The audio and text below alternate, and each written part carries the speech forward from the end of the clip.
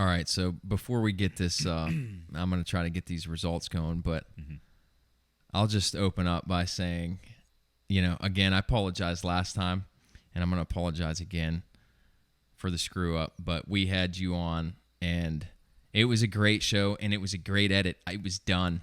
And I had the business stuff in there. I even had, some stuff I found online, some pictures and stuff of your business, so... We're going to cover that again. We're going to make up. Right. We're going to It's repeat. all good. It happens. Yeah, we're going to repeat a lot of this stuff. But I'm pulling up the website now for Pine Lake. Or I'm sorry, not the website, but the EROC website. So we can get on to the results for Pine Lake, the Punisher. And then... what are we starting with? One of the youth classes? Yeah, so view race results. Let's see. Adult, nope. Youth quad, we're starting at the bottom. Yours should look like that, right? Yep. Yeah. Yep. So we'll just go from the bottom on up, and we're going to do the top 20, even, regardless of how many there are, we're going to do top 20. Okay. It just ends up being easier that way. But before we get started on results, Lee, one of the members, what's his last name? Steer. Okay. I don't know if I ever knew his last name, but he came up to me and he's like, "You never mentioned the track, at Western Reserve." He said, "You mentioned the track and all, you describe it and all this."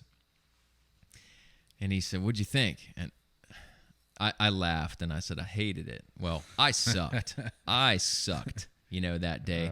The track didn't suit me. Not that it wasn't laid out well, not that they didn't do a great job or anything. They found some extra land, which was desperately needed. They made it happen. Parking was good. The whole thing went well. So I did want to make mention of the guys that put the work in out there. It was nothing against anybody out there or anything of the organization. I thought it was one of the best races of the year, personally. Yeah. As a member yourself. I thought it was good. I mean, I like that new section they put in. It was technical because of all the logs that were kind of buried in the dirt that we dug up. Slab wood. Some of that slab wood. I think it was an old I think they logged that out sometime and they put down some slabs or whatever to drive on, and we ended up going over some of that, and it was icy, but man, it definitely separated some people. Yeah, I was one of them. Some of them. How about the big stump right in the middle of the track?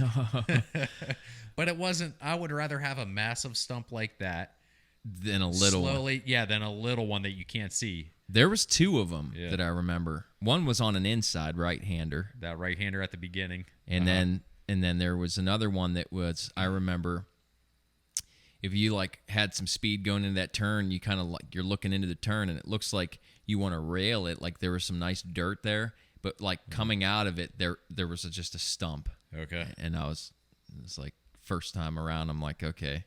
Yeah. Definitely don't try to rail that, because you're going to end up on the ground. Yeah, we've got a great crew out there, man. Guys were out there busting their butts.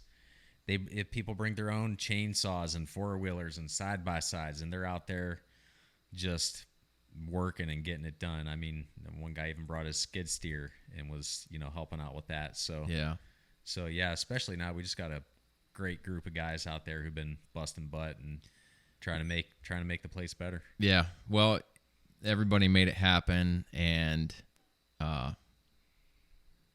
it just wasn't my day. So again, everybody did a great job. I didn't want to trash talk at all or make it seem like I was trash talking. What else? So I don't think I gave a formal introduction, and I got called out a little bit about people listening versus people watching. I'm always assuming people are watching. So the guest today is Bo Bowman.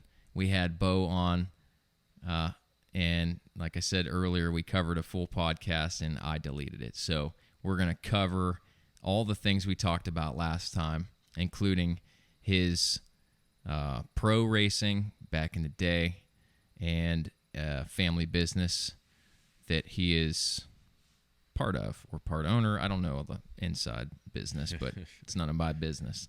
Yeah, part of right now. Yeah, good. Part owner in the future. We'll see. Yeah. Maybe I'll just run like hell and not look back. I don't know. No, don't do it. Don't do it.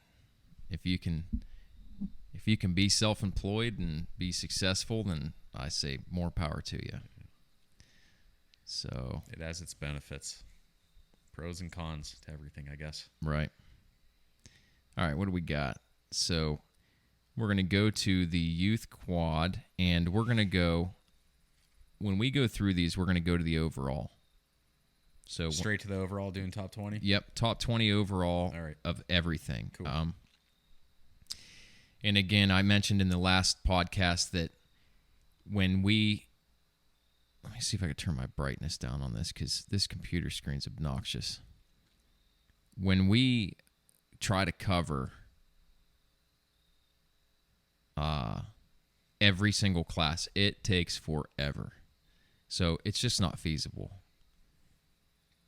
I don't know how to run this computer, so if you want to get mentioned, get in that top 20. Hey, that's what I said last time, right? I mean, top 20 is, in this series, especially in the adult, you know, some of these younger, the youth, some of these classes are big. For youth classes, they're large, and there are some guys that are very fast, but you know, especially when you get up into the adult classes, top 20, they're legit. Everybody's fast. So you make it in the top 20, man, you know, that's something to be said for that. I don't know how to turn the brightness up. Getting around the track pretty good in the top 20. Yeah. Even in like you were saying, the youth classes, like the 85s, junior mini and senior mini and 65s, there's a big group of kids there. Right. You know, I mean, that lineup, I'm lined up there with my son on his 65. You know, there's a lot of kids that are into it. And by that time, when you're on a 65, they ain't there to play. Yeah. Like, those kids move. Yeah. And I'm not sure, we'll have to take a look at the results to see if any of the 65s got in the top 20. So, oh, yeah. We'll see. Yeah. Does it say what the CC is, or it'll or say you'll the know? Class. Yeah, you'll know. I'll know. Yeah, I'll know the kids too. I don't know the kids stuff as well. So, how about you want to take it from the top? Do 1 through 10? Sure. Let's do this. All right. So, youth quad at the Pine Lake Punisher. First place overall, Andy Hovis. Nice job. Jammin Brown for second, followed by Noah D. Caesar, Colton Redmond, Braylon Preston, Mason Pascarella, Austin Miller, Ryan Becker, Dawson Metzel, Caden Wasson, rounding out the top 10.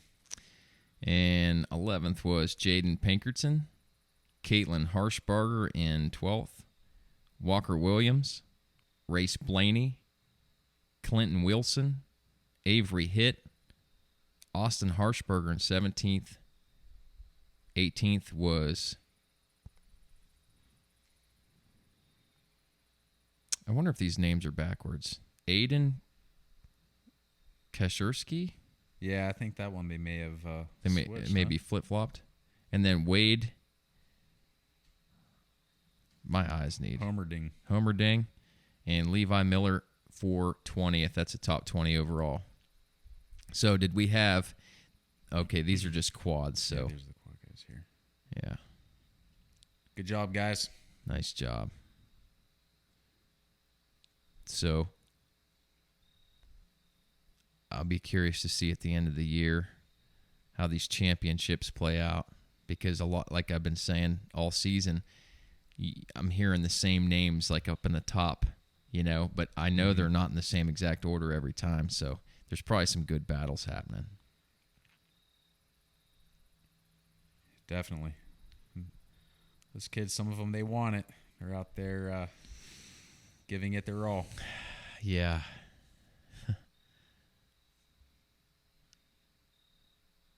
So Yeah, we got to go back. Going back to youth bike now. Yep, youth bike. Here we go. And Pine Lake. Overall. So I remember I think the number last race. Okay, I thought it was 85. It looks like we had 71. 71 youth bikes. Yeah. And 71 youth bikes is great. That's good. Definitely. That's a nice turnout.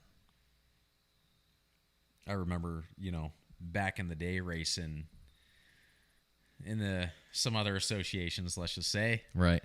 And you're lucky if there's 20 people there total. Yeah. And there's nothing 80s, worse. 60. I should say for the youth bikes, Yeah. what would have been the youth bikes like the 80s and 60s. Notice I said 80s and 60s. Oh, yeah. That's some old school stuff. Oh, man. Yeah, there's nothing worse than getting on the line and there's like 2 bikes in your line. Yeah. Yeah. It just kind of takes the wind out of your sails. At least it did for me. I remember racing other series a long time ago and just bouncing around doing, whatever. You go somewhere and sign up for a class and there's like 2 bikes in your row. And you're like, can I switch? Can I go back with Woodsman? There's 48 dudes in a line. Oh, man. Those are the days. All right. Go for it. Youth bike, you ready? Yes, sir. All right, here we go. Okay, in first place overall, Jacob McPherson. Nice job. And then, how do I say his name? Kian. Now, I have to know, was Kian named after the carb? I bet you he was. You'd think. You know his little brother, McCooney. Right. Dude, we just had this conversation. JT, I don't remember who else was standing there, and I think somebody said, do you think they named him after the carb? And I said, I would have to imagine, and then everybody agreed. They were like, that's a sweet name. Yeah. So, yeah, and then somebody else cool. did say something about McCooney. It's great.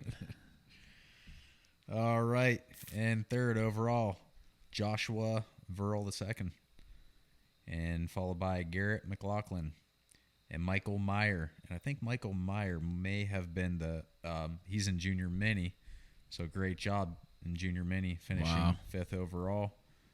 In 6th, Matt Alston, followed by Colton Mocha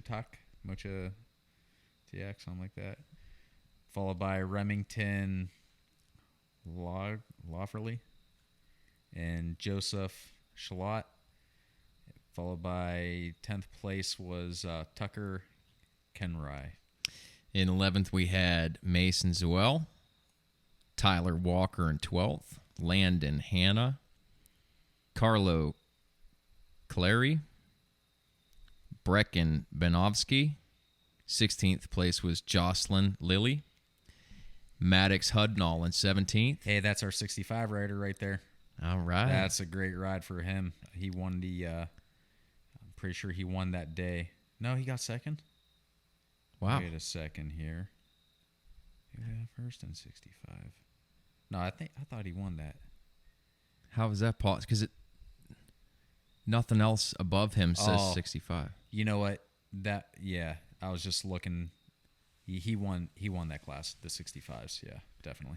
Well, why does this thing say second? If you scroll over to the 2 lines over, that was like his first lap. Oh. They're showing that class. I gotcha. Position, whatever. Gotcha. Okay. So we were at 18. Yep. Wyatt Beck, Chloe Cohen, and 20th was Dino Mekomanako. He was also a 65 rider. So we got a couple 65s finishing up in there. In the top 20. In the top 20. That's outstanding. My son, he was back in, scroll down a little, 34th overall, but he did good. Yeah. He came back. He was in 9th on his first lap. Came back to 6th. and we got more work to do. Yeah. That's all right, man. I always said that kids, not all the time, but sometimes you'll get a kid that's out there and it seems like they're goofing around, or it seems like they don't care, or like they just don't get it or whatever. Yeah. And then 2 years later, they're untouchable. Uh-huh. You know, like something just clicks, and then they're fire. Yeah. Yeah, these kids, they were rolling off the track, and they did not look happy. I mean, they just goggles off and just mud in places where there shouldn't have been mud. Yeah. You know, it was a tough track for them. They were Could getting you into imagine some of that slick stuff. Oh, yeah, dude. I mean, they rode a lot of what we were riding. Right. So through some of those slick areas, I mean, you know how hard packed and slick it was. I can't imagine trying to do that on a 65 as a kid. Yeah. You know, Uh-huh. that, and when we're talking slippery, I mean, Pine Lake is notoriously probably the slipperiest place you can race in this area. I mean, tell me another if there is one. Yeah, I don't know, but I heard people were able to ride there just throughout the year, I guess. You could just show up there, camp, and ride. Is that true? I don't know. That. That's why, since they have the campground there, I heard somebody was saying that you could just go up there and ride. Oh. So I don't know if those trails are getting rode a lot, packed down a lot. You know, maybe people on four-wheelers and stuff, and polishing them up a little bit, and we go race on them. Yeah. And all the creek crossings. I mean, you're hitting these creeks and then dragging that water onto the hard pack and Right. slip and slide. But it makes it interesting. Yeah, it does. Because that takes a whole different level of discipline on a bike. I mean, you have to ride it so different. Mm-hmm. Throttle control, you know, if you want to really get technical, I mean, you have to consider everything. Like your body position's got to be different. You're sitting further back when you're trying to get straight line traction. Yep. You're like, for me, when I go into a turn, I'm almost standing up just to try to weight that peg, you know. Sometimes you're swinging out wide looking for traction. Yeah. You know, there were a couple places where I'm like, okay, I know there's a little patch of grass on the left. I'm going to swing wide. And Dude, put the I back did wheel the right same in that, exact you know? thing. I did that where I remember a little patch of grass. Actually, no, that was at Western Reserve. The turn I was thinking of was Western Reserve. Okay. There was a section, it was like that. There was a little grass, and then there was at Pine Lake, there was a spot. If you just went out and like gave it gas, your bike would naturally drift out, and then you'd hit a patch of like grip. Oh, okay. And every lap I just aimed for that. I'm like, just drift over and hit it, and then it would start taking off. I know there was this one little wood section there too. And you came out of that through a little bit of a ruddy, wet ditch. You turn left, and it was just slick clay with a couple holes in it and an off camber. Off camber that would try to suck you down to the right. Yep. Weren't those huge holes right in the Yeah, middle? where were you going on that? Early, I just plowed those holes. Uh-huh. I just stayed right on the high spot, and then later I tried that off camber. I think that I was probably better off staying inside and just hitting the holes. Yeah. Because that off camber, you could hit the holes as long as you were square. You could just go fast, and that's kind of where I ended up. I was in the beginning. I tried the off camber, then a little bit of a rut got built into it. So I tried dropping down and hitting that rut, and it just felt like it was still slick as could be. Right. So I just would stay right up in the middle, get past that one little pothole, and then just kind of roll it on and try to find the traction somewhere. That was one of the slickest, and then probably the slickest was that long straightaway with the rollers. Oh yeah. Before that left, you got going into like fifth gear. Uh-huh. That straightaway was greasy, man. And then you got like, that might have been that tire you had on, because that wasn't the worst spot on the track. Really? Yeah. Man, that tire. Let me tell you guys something. Let me tell you something about a tire and about a terrible choice. Let Brad tell you what not to do here. Yeah. I was showing these guys this tire, and I said, I may have messed up. I put this tire on. It was a gummy tire, and I figured, it's slick track, and it'd get a little more bite. Well, and I don't mean to bash on the company or anything, but for this application, wrong choice. It was the AT81X something, EX. I don't know what it was. It's a gummy, super soft. Really soft. And the knobbies had like no integrity. So when you start leaning the bike over, it was just like you were on a flat tire. It just would It was just way, way, way too soft. Bad choice. But I'm sure it would do great on some crazy rock sections or something, but not good. Those grass sections were. I had to look like such a goon. I mean, my ass end was coming. I'd hit those turns and I'd almost go 90 degrees before in swapping. Oh man. And then I would try leaning back further and nothing seemed to help. Yeah.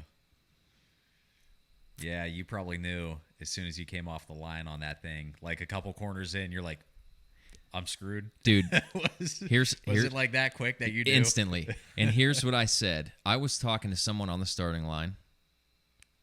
Who was it? Doesn't matter. And I was saying, I lined up to the very inside. Reason being, I didn't want a bunch of lean angle into the first turn, not knowing how the back tire was going to react. So I wanted to keep the bike pretty vertical. So I stayed far inside, which is not really my style. Normally, I'll try to just keep that momentum. So I did that. I lined up far inside.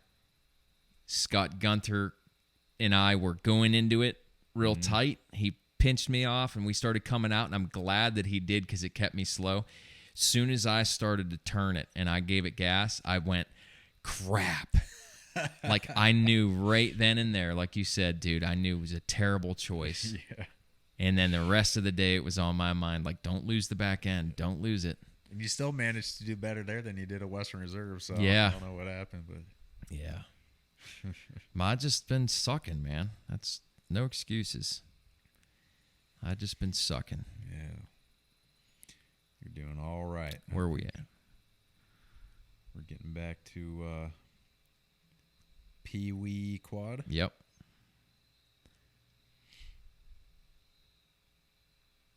Yeah, man. I mean, overall, there we go. Yeah, I hate excuses. I mean, it is what it is. You got to deal with your choices too. Part of racing is the tire you put on and the air pressure and the bike you choose. Hey, it's all your decision, right? That's right. But these Yamahas, boy, I got no complaints on those. Loving my bike. Yeah. I love it. Mine keeps getting better every time, you know? I Just can getting tell. a little bit more used to it. I can tell, man. You're riding awesome. Thank you. You comfortable? You like it a lot now? I like it a lot. Yeah. You know, I think I still got to tune the suspension a little bit better. And but it's good. It's been fun to ride. Now, what did you own as far as 4-strokes before this? Oh, I've had a couple 4-strokes. I had a couple Honda 450s. I had a 250, a 450, a couple Kawasaki 450s. So riding a 4-stroke's not foreign. No. I had Yamahas too. Actually, I think my first 4-stroke was a 250 Yamaha. Okay. Back in like 04 or something like that, you know.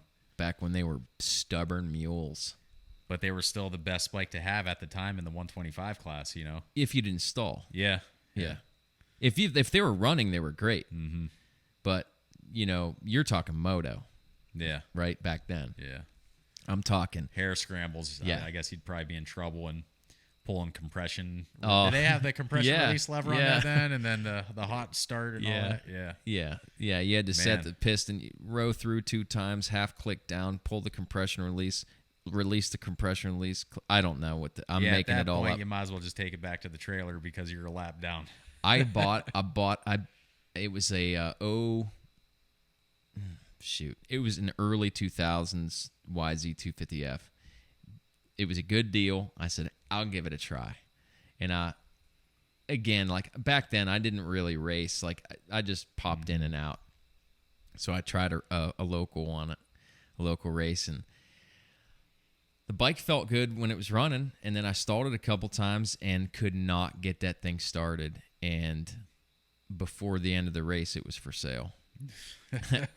I was like, I will not own this bike. Did you go back to his 2-stroke after that? Yeah. Yeah. For a while until the 4-strokes got better. And actually, my cousin Chad just kept, he was on me about it. He's like, yeah, you got to get a 450. He kept just, I was like, I'm 2-stroke for life, you know, all that. And then I remember the first 450 I got, like kicking it. I felt like a little boy. Carbureted. Like, yeah. Yeah. I felt like a little boy. I was like, this is like a total different everything. But it was a lot of bike. But it was also a great bike. It was an 09. That was a really good bike. Uh-huh. Was that Yamaha? Yeah. Okay. Yep. All right. Are you set for the Peewee Quad? All right, I'm ready. All right. All Okay, you. top 10, Peewee Quad. We have Clinton Wilson taking the overall, followed by Deegan Weeble and Jack Jacobs, Logan Trimble, Alexis Miller, followed by Zane Sterling, and 7th is Levi Miller, and 8th we have Briar Miller, and 9th we have Brody Booth, and rounding out the top 10 is Cade Marsh. Hey, there's a button at the top of this thing for brightness. This shows how computer savvy I am. Mm-hmm. There's a button just right there. I was like looking in the little settings down here. I couldn't find it, but now my eyes are much better. Got it tuned. Yeah. All right. Chase Fleming in 11th. 12th was John Diver. Chloe Smith in 13th. Jacob Stringfield. Braxton Sterling. Connor Miller. Kendall Redman. Kaya Pancake. Austin Scheckler. And Drew Tomshak in 20th. All right. Nice job, kids. Great job. That leads us to Peewee Bike, correct? Let me get there. Where are we at? I got to go back a window here. Peewee Quad, Peewee Bike. Here we go. Oh, man. Now, I do see some name changes here. Man, I can't wait to see how these points are shaken out at the end of the year. It's all you. All right. Top 10. So in the Peewee Bike, you also have the Novice 65 running in there. So we're talking about some of these kids in that first race. Okay, first place is Dino.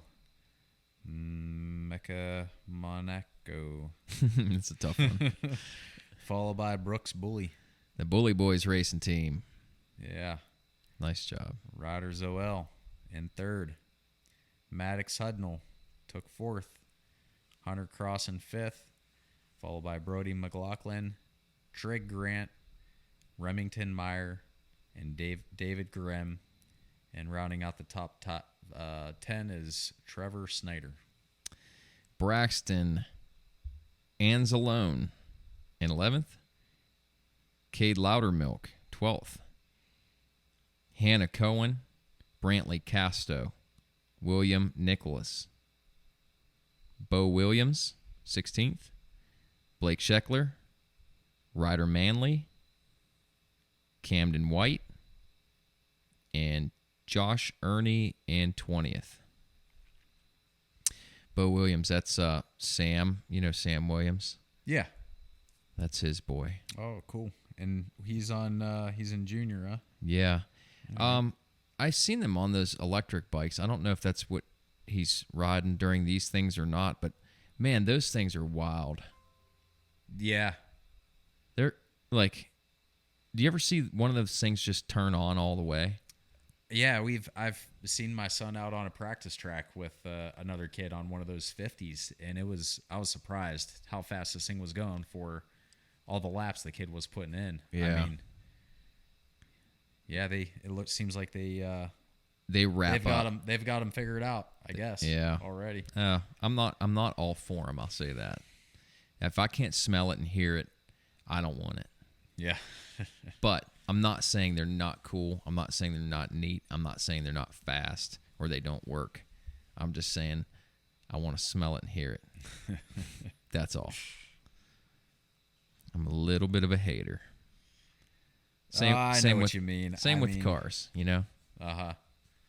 I mean, what am I going to do? Put a battery-powered job in my split bumper Camaro and go drag race it? Who's going to care?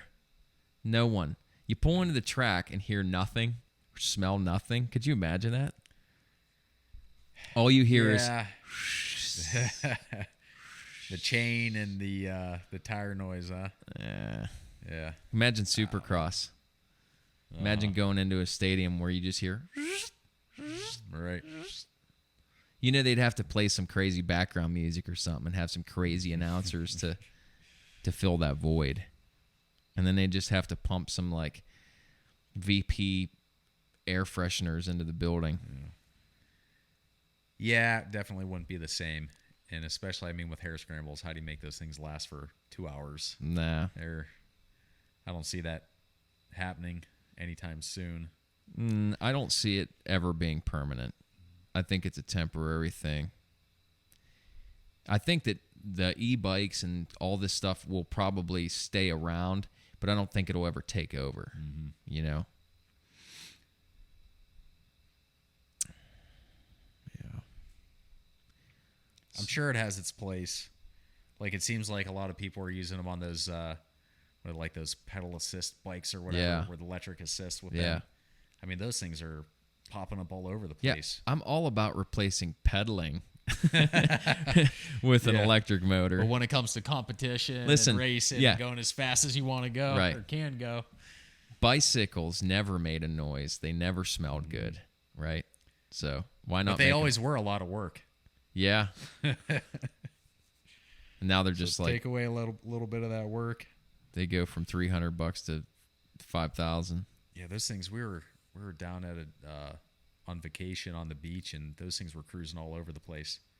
You know, that e-bikes. electric, electric ones, whatever. So I'm at Adult Quad. Now, don't let me forget, I have to say this every time. We have to go, for the adults, we have to go back and do pro. All right. So we'll do the adult. Let's not forget that this time. Right. So we are on Adult Quad overall. Yep. Wow. How many riders do we have in the quad class? Looks like 80. Is that an 8? 85. 85, yeah. That's solid for these quads around here.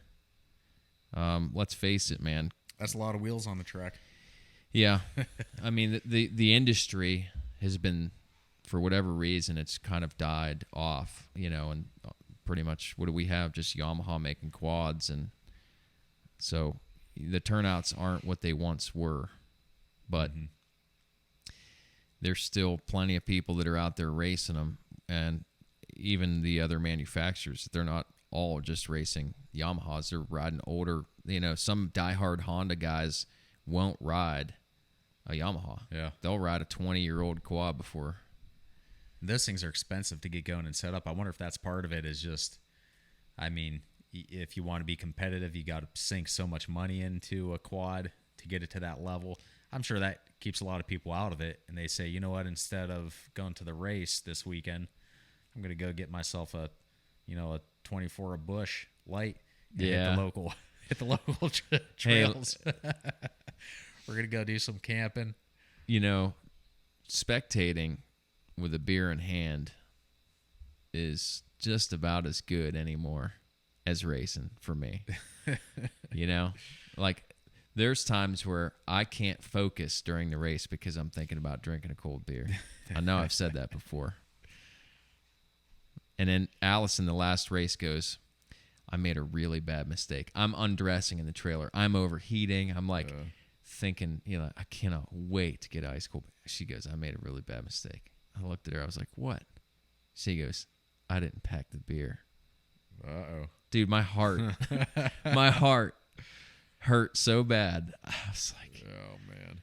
All right. Well, that was probably better that you rehydrated with a little bit of water anyways. Well, yeah. I mean, a couple sips, and then you got to get down to business. Yeah.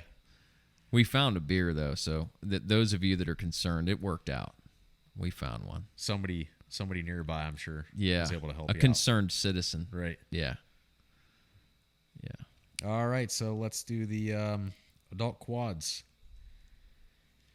I should have looked over some of these names here.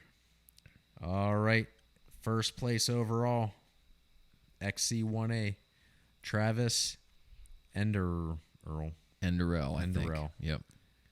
Followed by Jessica Elioff. Yeah. Great ride for her. Yep.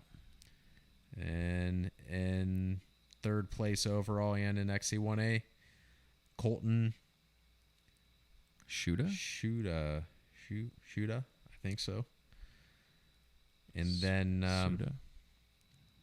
fourth place in the let's see, this would be vet 30 plus Jason Filvino, followed by Logan Case. In sixth place, Ryan Smith. Seventh, we have Rick Marino. In eighth, we have Corey Pancake. In ninth, we have Steven Burt. In 10th, we have Colin Brooks. Are we having a technical difficulty over there? I think it died, man. Died?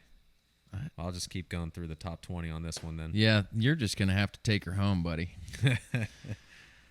Okay, and 11th place, Tyler Van Lock, Lookke, followed by Dalton Morgan.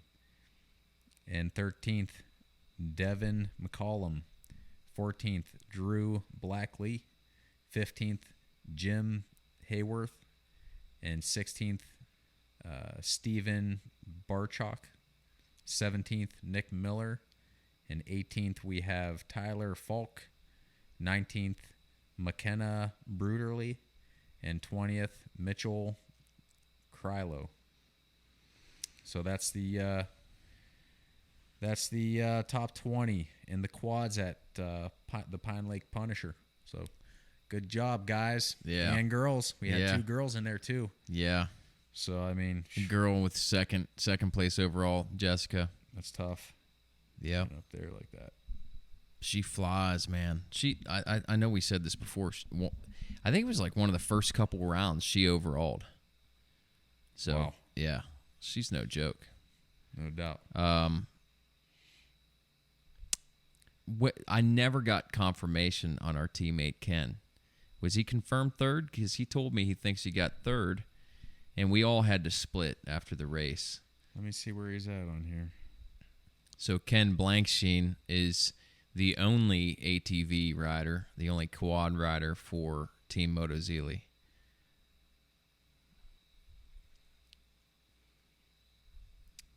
Ken Blanksheen, here we go.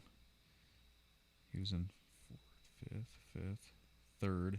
Nice. Yeah, he started out 4th, went to 5th, and then picked it up again and finished, looks like 3rd in the class. Nice. And about 40th overall. So, good ride, Kenny. He's a retired two-wheeler. He used to race bikes, I guess. Yeah, that's what he was saying. Yeah. I didn't know that leading into this whole thing, but yeah, it's like, what in the world are you thinking? You want that double trouble. Oh, man. He never got sucked into the thing of bikes are better than quads or quads are better than bikes. He's just like, I'm just gonna do them both. Hey, I've been saying it, and I got a couple offers now. They're like, come get it. But I've been saying, man, I'm gonna get on a quad. Maybe this is the year. I'm gonna get on a quad and race it. I don't care if it's a 300EX, dude. I just want to go out there. I want some novelty in my life. I want something crazy, something different. Just. I don't know. You know what you need to do? If you want some novelty, some craziness, something different, you got to get a 3-wheeler. Had one. Come to the flat track at Western Reserve. We get a huge group of guys on 3-wheelers out there. For real? Oh, I can't believe. Like, where did these guys come from and all that? And they just kind of go to these different 3-wheeler races, and there's like clubs up, Yeah, I mean, it's one of the biggest classes. Ask JT. Ask JT about my 250R. Yeah. Dude, it was so nice. But I wanted a brute force. I wanted to get a big 4-wheel drive quad. Everybody had them. I had the 3-wheeler, and it was worth some coin. And I didn't, at the time, I didn't have the money to go buy a brute. I was like, well, I made the decision to sell that 3-wheeler, and it's worth double now what I sold it for then. And I sold that in probably, I don't know, somewhere around 2000, I don't know. Doesn't even matter. 2012, somewhere like that. Mm-hmm. Oh, no, wait. No, because I think I had, doesn't matter. Sad story anyways. I mean, it was beautiful. You don't have it anymore. I don't have it. It's gone. She's gone. And it was 95% original. Yeah. Yeah, it was unmolested. Never been opened up. Still ran amazing. Oh, man. Yeah. Bummer. Yeah, you could have been out there at Western Reserve. I would on the flat track. I would love to do that. Yeah, it's just crazy to see those guys out there racing and going in these corners sideways, and it's like you're stepping back in time, Yeah. Watching these guys. And dude, they're always like 2 inches away from a crazy roll, Yeah. Some of them guys, like the guys that are really, really good and go fast, they're flying and hanging I bet you their butts on their left heel, going into those turns. Is it a flat track or is it like TT? Now Western's just both. A flat track. Oh, okay. We have a TT track in the middle of the flat track. Okay. Mm-hmm. That's like the forbidden zone. You're not allowed in there. Yeah, they want to keep all knobbies off the track, and we have guys in the club that are really serious about flat track. Yeah. And they do a lot of work to keep the track the way it needs to be. They want it smooth. Yeah. They don't want any divots. And right. Yeah. The one guy in our club, Paul, he puts a ton of time in out there, and Aaron with a grader, and it's just fine-tuned movements with this thing to get that track just right, and then rolling it in, and wow. So yeah, it's. And I bet you the guys that ride it appreciate that. Oh, we hear from them all the time about how great it is and the track and the smoothness of it, and so I bet you it's fun. They've got it figured out pretty good. You're going to have to take us through the top 20 of the bikes, man. Top 20 of the bikes? Yeah. Okay. Sorry. That's all right. Leave you with this burden, but my computer. Oh, I guess your phone's kind of occupied too, huh? Yeah. All right. Give me a minute here. We got to do the pros too. Oh, Pro Quad. See? Should we do Pro Quad right now? Yes. Jeez, I already forgot. Where overall view race results? I just want to say, before we get going on the bikes, I know we're doing Pro Quad, but I was so fired up about Team Motozilli after this last race. I think that was our best performance as a team. And was it? Oh, dude. Yeah. We had, I think, at least 4 wins in 4 different classes. So we won XC1A. We won plus 30. We won plus 40. We won XC1B. 1B. Is that it as far as wins? I think so, because we had a couple double teams. We had 2 in XC1A, 2 bikes in 1A. We had 2 bikes in plus 30.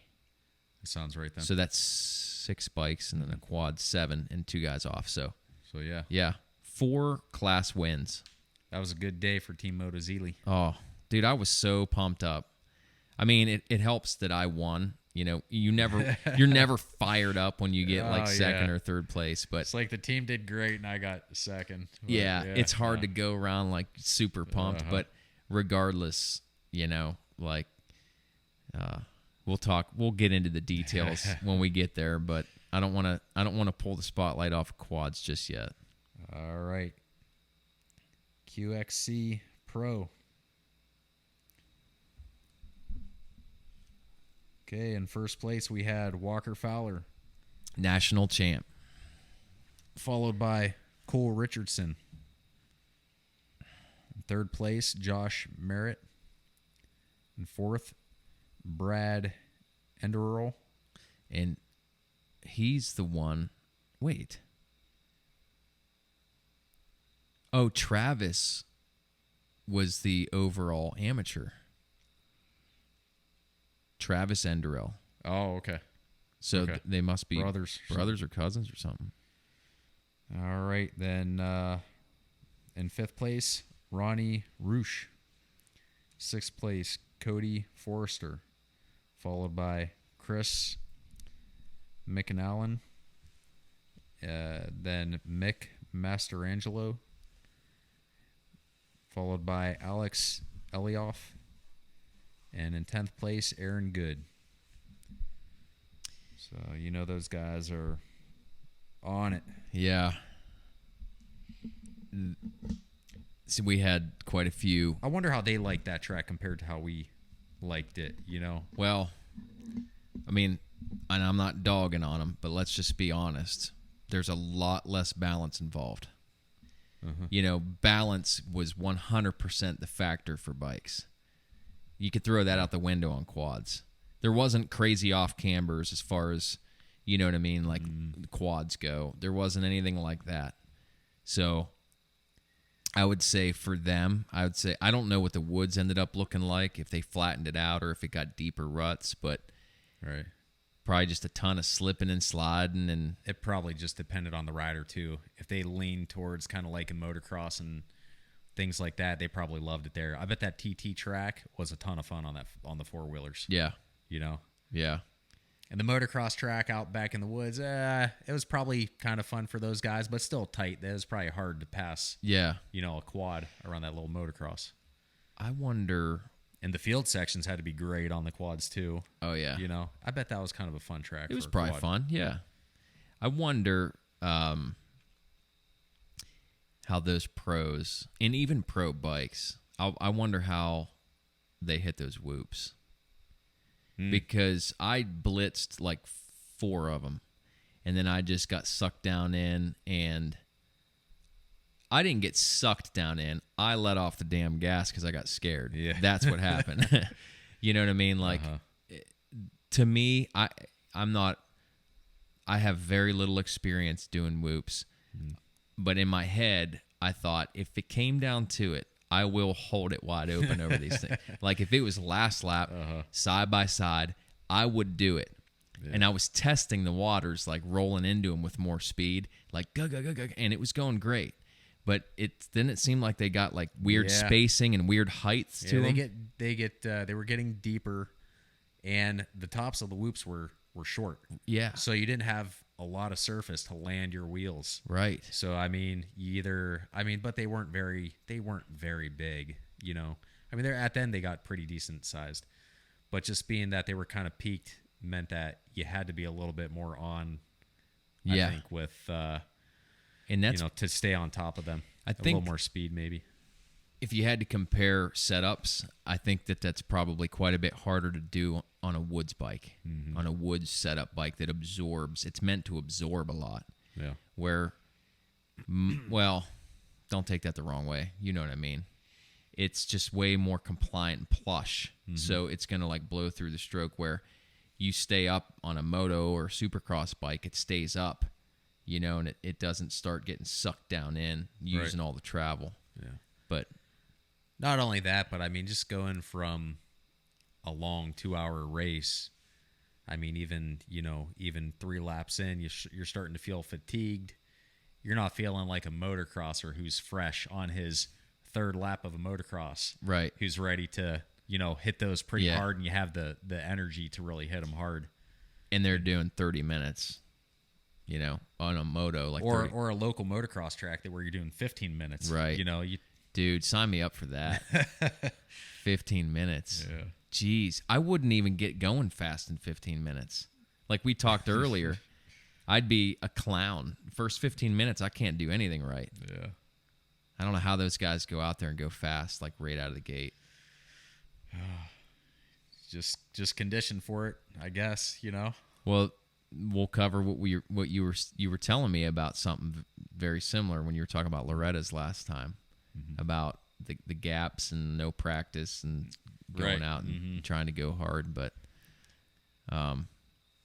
let's get through the bikes, and then I want to talk about your pro days a bit. All right, let's go here. Let's see. So that was the pro quad. Now we got to go to the bikes. Yeah. Adult bike. But yeah, I wonder how Walker and Merritt and those guys, Richardson, I wonder how those guys were hitting those whoops. If they were just trying to like manual them, push through them, or if they were trying to wheelie some of them. I unfortunately I didn't walk over that far. I bet somebody's got a video of that out there somewhere of Yeah. them getting through it, Yeah. That would be cool to see how the quad guys got through there. If they're able to just keep those wheels up, or if it does start getting sketchy and rocking. Oh, and, dude, I can't don't know what it does. I can't imagine. All right, let's see here. Overall, Pine Lake Punisher. You're gonna have to toot your own horn. All right. Okay, overall, top 20 guys in the bike class. We have the overall winner, Chad Orr, Team Motozilli. Nice job, Chad. Followed by Mason George. Got me again. By seconds. Got me again. What was the gap there? Oh, man. Let's see. He finished at 2:13.56. I finished at 2:14.13. Wow. But, 20 seconds? No. What would that be?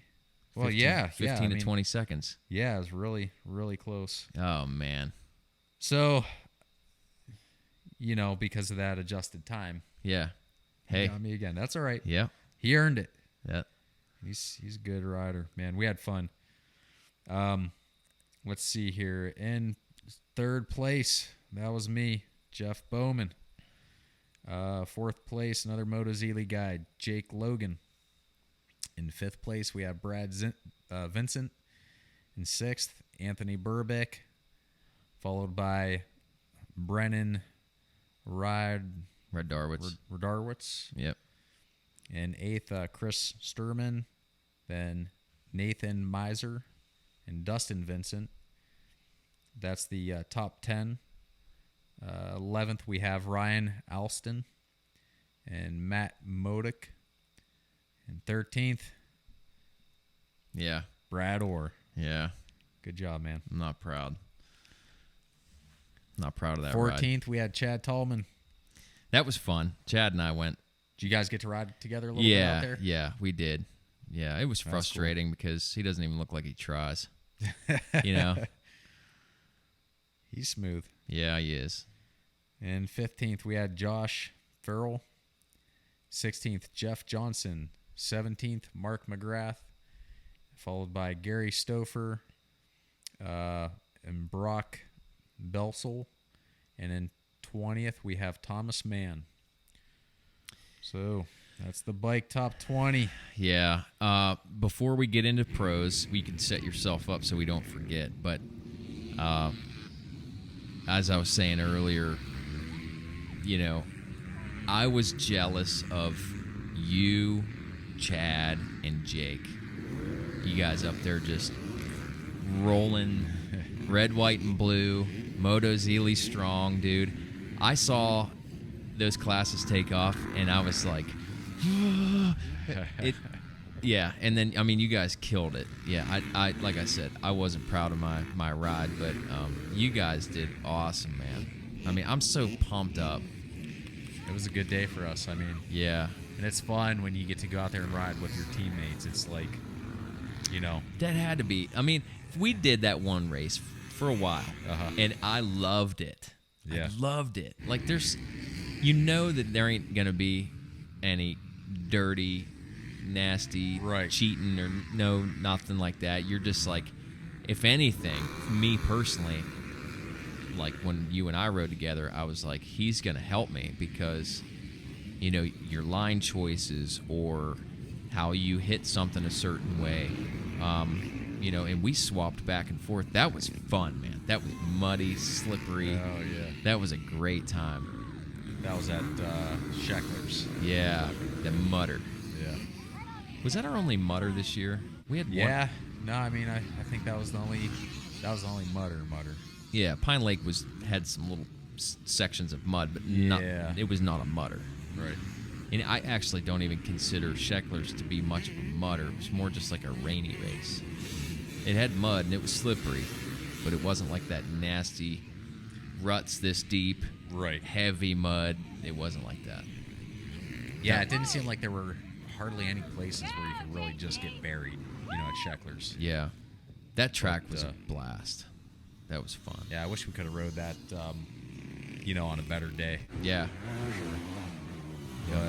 But that's how it was for me, too, being out there with Chad and Jake. Yeah. They both, at some point, they were both ahead of me. Yeah. And I was riding behind Jake for a while. And, then I don't even know how it all played out, to be honest with you. Yeah. We were back and forth a couple times. But it helped me out to have Chad in front of me because I felt pretty decent on most of the track, but I felt like, man, I know I'm missing some good lines. I know I'm taking some slow routes around here. Yeah. And it's just missing a corner by a couple feet. And then, it sets you up for this crappy route that slows you down. Man, there was a lot of that. Yeah. There was a lot of that. I remember going into that one, it was like, there were so many line choices. And I'm looking from afar. Towards the end of the track? Yeah. After the flat TT. And when you come out. That was before the TT. Right before the TT. I'm pretty sure. When you came out of it, a line developed late in the race all the way to the right and went over these dry, steep mountains. Yeah. Yeah. Do you remember? Did you see that? Did you take that line at all? I tried it right at the end of I don't think it was fast. Section. There were some just tight trees that you had to try to get through, and it kind of ruined that whole side, I thought. Yeah. So, I'm like, what am I doing wrong through here? Because it seemed like that's where I'd get past almost every lap. I could not find a good line. Yeah. One time I fell in there and I stuck the front wheel and the front fender between a tree somehow. A slow motion fall, just holds you up. And, but yeah, like I was saying, following Chad through some of those muddy, slick, rooted areas kind of helped me. Yeah. Just slow it down, and I started picking lines a little bit better instead of just trying to blitz through it. Yeah. Because when I was trying to blitz through, that's when I was getting in trouble. It definitely helps to have somebody close to your speed that you're riding with, that you're not trying to get around, that, you know what I mean? Sometimes you can just help each other. And sometimes someone being behind you that you're comfortable with being behind you, that's not hounding you or trying to put pressure on you, it kind of motivates you. So, yeah, that had to be awesome. And I mean, to see all you guys up front, I mean, you're in the top, everybody was top 4 right there, you guys, and then on down the line, the team did exceptional. And I mean, what more could we ask for? Yeah. Everybody went home healthy, and that made it fun, just being up there and riding with those guys. Yeah. Being back and forth. I know at one point I got around Chad and Mason, and it didn't last very long. Yeah. I was going into this one corner around a lapper, and a lapper just fell right on top of me. Oh. So I led those guys for about 5-6 corners. Yeah. And then that was that. Doesn't that suck? Yeah. Yeah. It's like the planet. It's like the planet just. Yeah. That's one of the things that happened to me.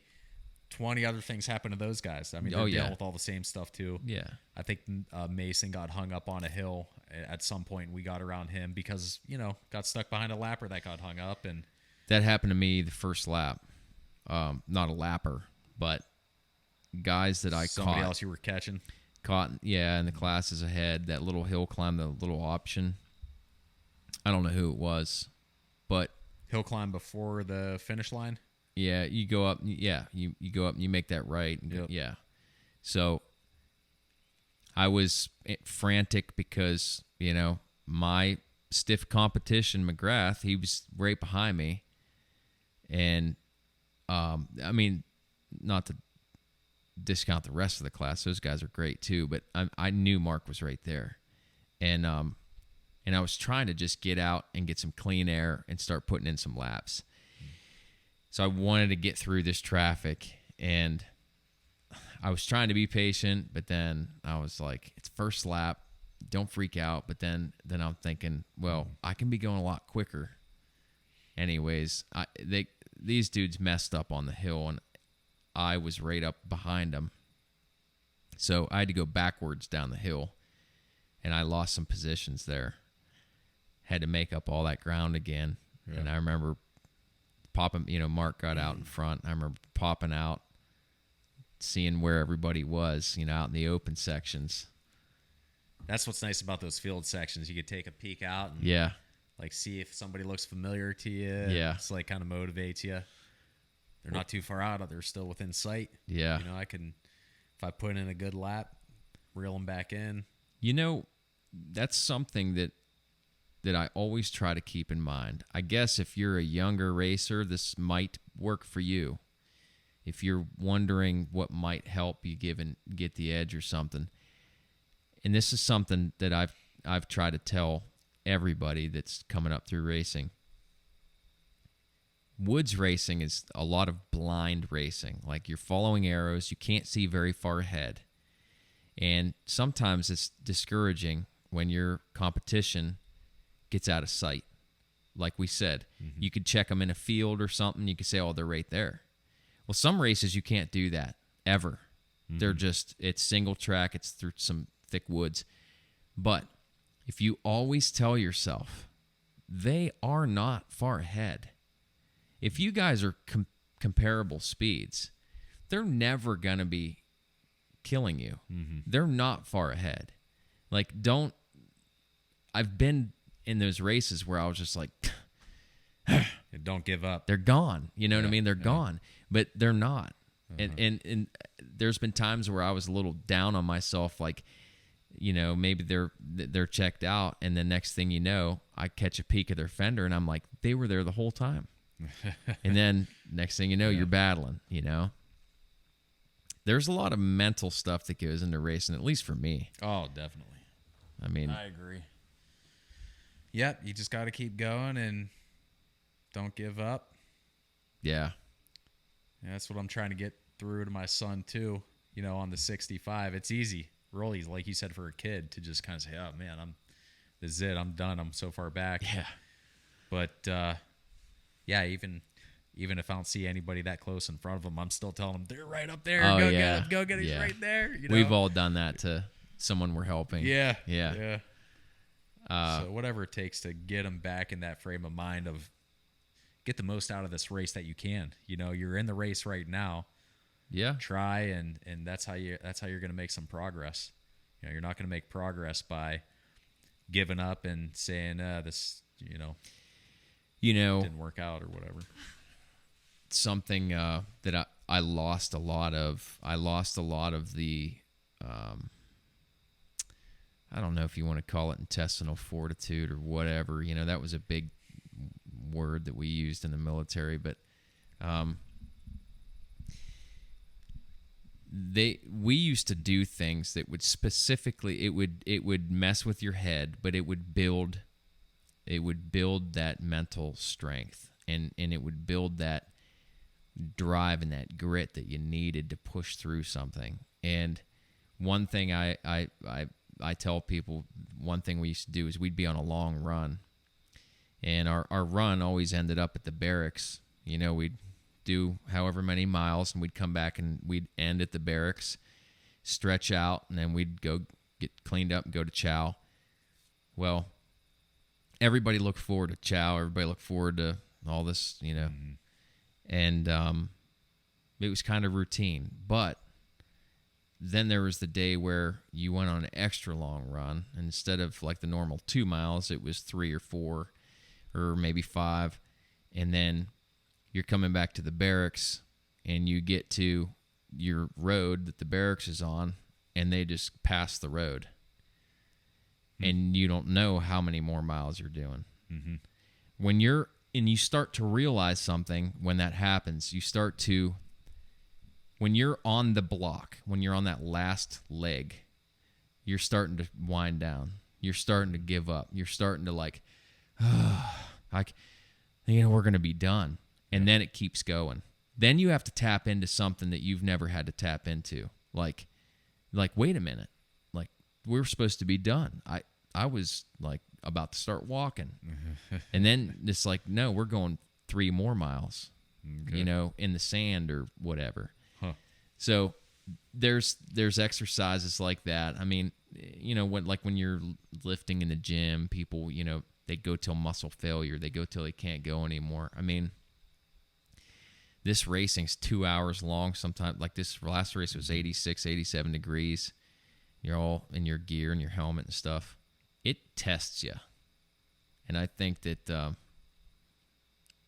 there's other things that people can do to help build that like that endurance.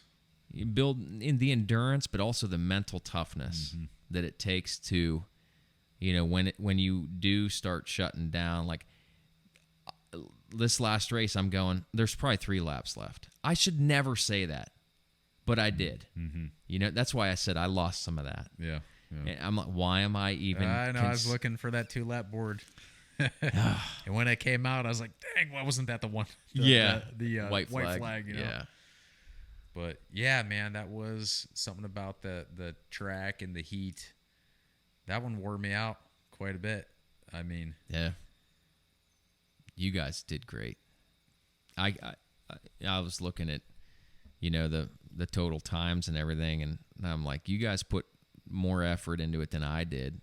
Or you were going faster anyway. Maybe you were just more fluid and more efficient, but I was.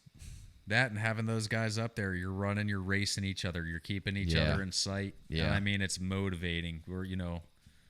We all want it. I think at Western Reserve, we were the top 3 also, I want to say. Oh, yeah, you were all up there. Yeah. For sure. I think it was Mason. Was it me? Yeah, Mason, me, and then Chad, right? I think so. Yeah. So. And I think Jake was up there somewhere. He was real close. Yeah. Yeah. It might have been top 4 that were the same.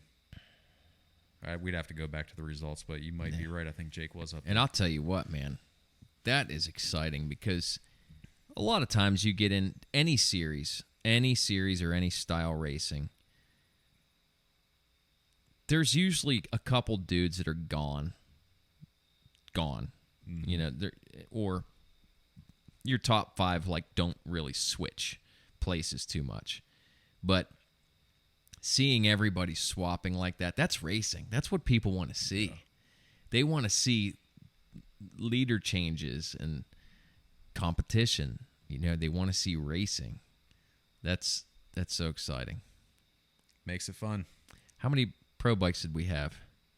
Oh, let's take a look here. Before I forget. We had there's I think 12. I think there were 12 XC Pro. So hats off to EROC. $4,500. 12 pros. 12 pro bikes. Who I know there were a couple sponsors that helped put in that money. B&R, Motozilli, and I don't know if Wassner was part of this big cash payout, but I know for sure B&R, Motozilli, and forgive me if I forget who else was involved, but they were some big players and kicking in cash for this pro purse, $4,500. That is freaking staggering for a series like this. This isn't a national, there's national races that don't pay that. I think the winner walked away with like a $1,200 check. $1,200 like that? Dude. That's a good 2 hours of work. I mean, that's awesome. So that's really cool that the sponsors threw in to get that purse up to where it was. So the XC Pro, let's go through the top. Let's just go through them all. Yep. All right. We had Ryder Lafferty taking the check, the big check. Yeah. followed by Jesse Ainsley. Then Trevor Malley. Mm-hmm. Dakota DeVore, he finished in 4th. Followed by Rachel Archer and Seth Bevington. Tony Luciola, I'm not sure. Sasha Durich. Ryan Dizek was in 9th. Benjamin Shemp was in 10th. Ben Nelko 11th. And Mason Atherton in 12th. And usually those guys, those last two, usually they're at the front of the pack. So I'd like to know more about those guys and how their race went. Something, those guys didn't finish. Yeah, they put in a lap, it looks like, both of them. So something happened right off the right out of the gate to these guys. Yeah, which is a bummer because you always want to see everybody finish, and you always want to see, like I said, you want to see racing. And man, those are some fast dudes. I mean, okay, so I checked that out. I was looking at not lap times. I checked out the total elapsed time on the overall. And I just scratched my head and I go, how? Where are they making up the time? Yes. Like how? How could you even get enough traction that day to go that fast? But they do. Yeah. I saw some helmet cam video. I think it was from Jesse Ainsley. I probably saw the same thing. I think I was looking at that. Where they were just like from Pine Lake. They were like this. Back and forth. Oh my God. Yeah. And they were moving, dude. Oh yeah.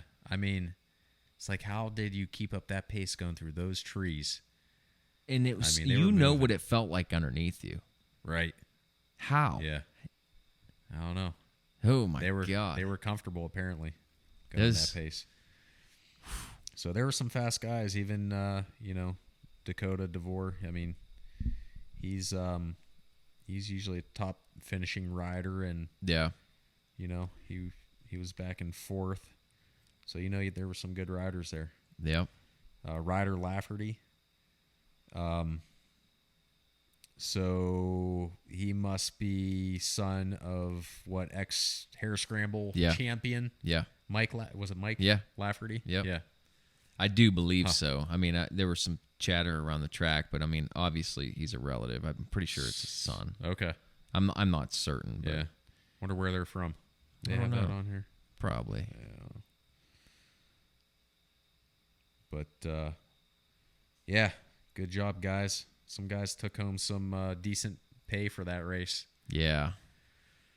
That's amazing. I don't know. I'm assuming it was an equal split for quads too. So Walker taking the big check. Yep. Those guys, I'm pretty sure I heard them say that every pro got paid something. Yeah. So they did say that. However they split it up. I mean, those guys went home. They went home with more money than they spent. Yeah. Yep. So to race. And that's a good day. Cool. Anytime you go home with money in your pocket. Definitely. So is that our results? That's it. That's the Pine Lake Punisher. All right. And yeah, good job to those guys setting that track up. It was definitely different than, we've raced that track, different series and in EROC several different times, and somehow they always find a way to make that track feel different. It's never really the same. But there's always the step up jump, which is a crowd pleaser. That's fun. That was the second time I raced. I raced Pine Lake last year, and man, I had a ton of fun. That's like one of the reasons why I decided to do the whole series this year. Was really? Because of Pine Lake. Wow. And I think last year I had a blast too. And it wasn't the same. It definitely wasn't the same track this year as far as the conditions. No. Not even But it was close. just because of the weather. I Yeah. think for the most part, making the roots and the mud kind of They made it s- tougher. They said But- that place was underwater 2 weeks ago. Really? They said it was underwater, and if you looked back behind that pond, if you looked up the trees, there was this much dirt. That like 3 feet of water Oh, no kidding. level, Okay. staying the trees. I mean, they said that whole place was underwater. Oh, wow. Yeah, so they had some they had some rain. So the next race is September 12th at Ossell Farms, the Haymaker. Did they race Ossell Farms? Ossell? Yeah. Is that OCEL, that Ossell Mechanicsburg or whatever? Mechanicstown. Mm-hmm. I didn't know that's what the name of it was. You haven't raced there? Uh-uh. Okay. Yeah, I didn't know if they've had races there before or if this is the first time they're just putting in a track or I what. think it might be new. Okay. I think it might be new property. So that's again, down like near kind of Carrollton, a little south of Minerva, I want to say. southwest of Lisbon, a bit. Yep. Yeah. Okay. I just quickly looked on the map the other day and just southwest of Lisbon. Yeah. So I'm, A lot of nice land down that way, so I'm expecting it should be probably a pretty good track. I guarantee there's elevation, and I love elevation. Yeah. Yeah. I don't know too many hair scramblers that don't, going up and down hills and some off cambers and Yep. yeah. But so let's just get into I want to talk about your pro days. So you were a moto guy Yep. back Did a little moto. back when you were young. You started off young, right? I mean, I know a little bit now because we already went through this, but you started off pretty young. Yeah, just doing local motocross and Whole the family local- effort. I mean, my dad was really into it. Okay. He was definitely, pushing. He liked to see me do good and get good results. So he was always, the number one guy. Was he like a Lessie? No, Tony? no, nothing like that. Nothing like that. He never had to really yell or anything like that. I know there's a lot of dads who are, yelling and trying to get the kids. He said I was always hard enough on myself. Yeah. So he never really had to yell at me too much. Good. But then, local motocross, did the Loretta Lynn's thing for a couple years. And you were what age again? For Loretta's. I think the first time I went there, I was 15. Was that a 14, 125 or 15. 85s That was or 80s? 80s. 80s. Yeah. 80s and Super Mini was like 100. Yeah. Yeah. And you ended up doing that a couple times, right? Yep. Did that Loretta's. a couple times. Did the 125 schoolboy, I think it was, and the B class, and then A class. And they had I think most of the time I raced there in the A class, I was on a 250. And so they have the 250A and 250 Pro Sport. I can't even remember what the difference between the two were, but there was some difference between them. Yeah. So what year would that have been? I'm trying to think because you told me last time. I think probably the last time. I think my best finish there, I want to say, was in 2000 or 2001. It was in 250A or 250 Pro Sport. I got 9th. Okay. So that was the best that I did. I had some other good motos there. One year in the 125s. It was cool. Looking back at some of the names that were in there, and 125B was Ivan Tedesco. Yeah. Who's this guy that just laid it over in the first turn and just never let off, I was I was taking a shower before you came over, and I remember thinking when we talk about the pro thing, what are some of the questions I can ask? And one of them that I thought was, who were the names that back then that stuck? So obviously Ivan Tedesco. I mean, there had to be. I'm pretty sure I raced Sipes at Loretta's too. I think Ryan Sipes was there the one year. Yeah. Because he was all motocross, came into off-road a lot later on. Right. Carmichael was, I think, 2 years older than me. So it was always cool going to Loretta's and watching him on an 80. Yeah. And I remember his last ride on a KX80. They had his bike completely chromed out. The plastic was nothing but chrome. Yeah. And you just knew watching him like he was going to be what he turned out to be. God. Just looked, incredibly talented all the way back then. And yeah. Times are different now, though. Mm-hmm. I think that the sport is so refined and techniques are so refined and bikes are so refined that now, before, it was like a lot more natural ability, a lot more just like DNA. I always say like just natural talent was gonna pedigree, physical fitness, like you kind of had an edge just for being you. Mm-hmm. Back then, I think that helped. Now, everybody knows how to ride. I mean, even the years that I've been racing, which hasn't been that long, it seems like people are just better. It seems like there's a lot more good riders. Where before, there was like, a handful of really good dudes, and then the rest were just, racers. Now, like, look at the pros. Look at the pros on TV now. Yeah, I mean, there's so many guys in so many of those training camps, and these guys are just dedicated down there. They have a place where they could go and just live or camp or stay for however long and have awesome tracks to ride.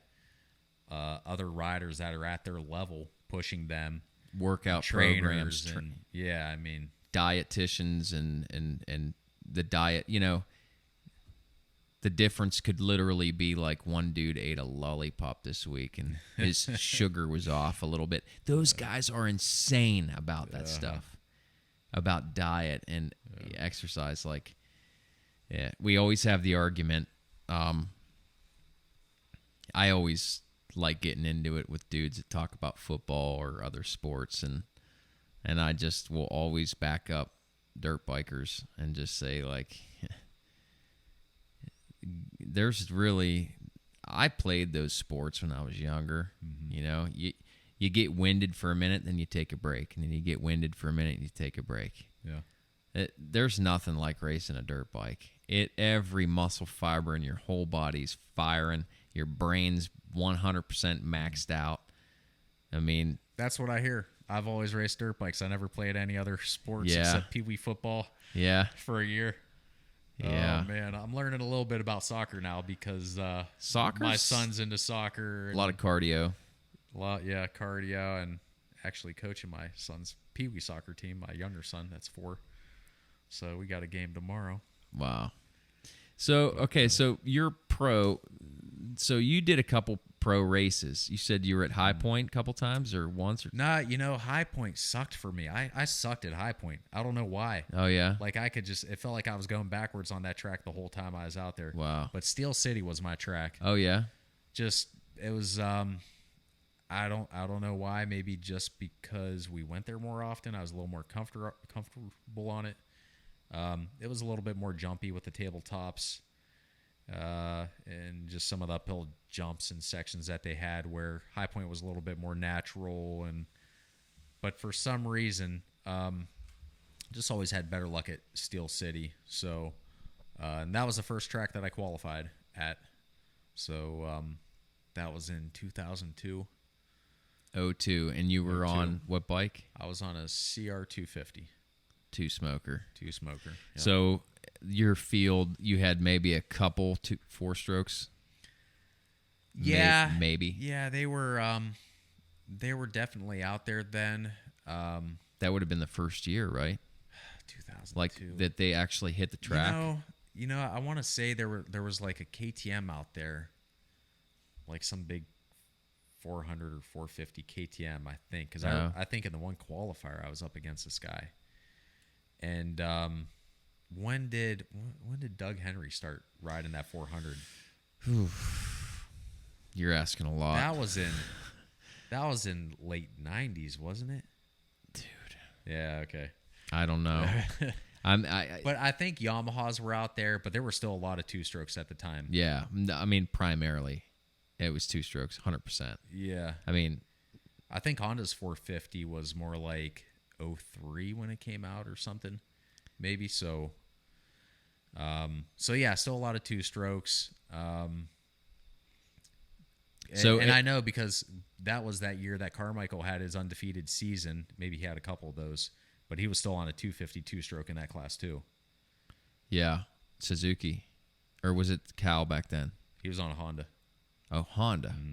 This is 2000. God. He's ridden. He's done great Yeah. on everything. Uh-huh. Yeah, I can't. Like I said, man, I'll screw all that stuff up. It's like statistics and stuff. Like I forget it.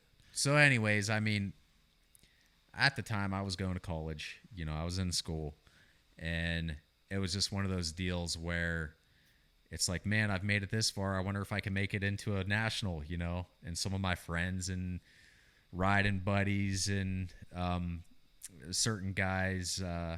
My one friend from Pro Action, Steve Chalella, he was a motivator. Jared Tabis. These are all my buddies that I was hanging out with and riding at the time, and they're like, you know, you gotta try. Yeah. You've made it as far as you have. They're like, we know you could ride as fast as that guy back in 40th. We know you could beat that guy in 40th. So why don't you just get out there? Yeah. So it's like, all right. And I had the itch to do it anyways. So, you know, I was going to school, and it was like just to get out there and qualify was a win to me. Yeah. You know, because I already had, you know, kind of picked my path at that point. I kind of thought I knew where I stood as far as racing and all that. And, Yeah. you know, If you're in college already, some guys do it. Some guys still do it, but yeah, it's tough. But I was able to get out there and get into a couple main events, and so it was fun. so now those races, what names do you? I'm gonna grab a beer. You want one? Sure. All right. What names do you remember? Any names from the? I could pull up the Racer X Vault and take a look real quick and Do see it. what was in there. Absolutely. We'll take a quick commercial break, and then we'll pick right back up. All right.